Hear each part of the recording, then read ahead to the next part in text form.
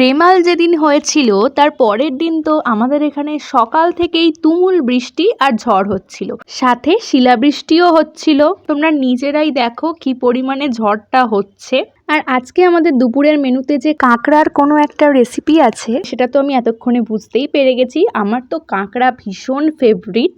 তোমাদের কার কার কাঁকড়া পছন্দ আমাকে কিন্তু কমেন্টসে অবশ্যই জানিও। তারপর আমি তাড়াতাড়ি করে ব্রেকফাস্ট করে নিলাম। দেন দুটো রেসিপি আজকে বানিয়েছিলাম, একটা ঢ্যাঁড়সের আইটেম ছিল আর একটা ছিল পটলের। দুটো রেসিপি আমার তো ভীষণ পছন্দ হয়েছে আর খেতেও ভীষণ টেস্টি হয়েছিল। তারপর এখানে মা আম কেটে রেখেছিল। দুপুরে খাওয়া দাওয়ার পর গিয়েছিলাম ছাদে বৃষ্টির জলে পা ভেজাতে, কিন্তু যে পরিমাণে ঝড় আর জোরে বৃষ্টি হচ্ছে ছাদে দাঁড়ানোই অসম্ভব, দাঁড়ালেই ভিজে যাব, সেই জন্য আর পা ভেজানো হলো না, হাতটাই শুধু ভেজালাম। রেমালে তো আমাদের এখানে তেমন কোনো ক্ষতি হয়নি। তোমাদের ওখানে রেমাল কি প্রভাব ফেলেছে কমেন্টসে কিন্তু অবশ্যই জানিও। দেখা হচ্ছে পরের ব্লগে।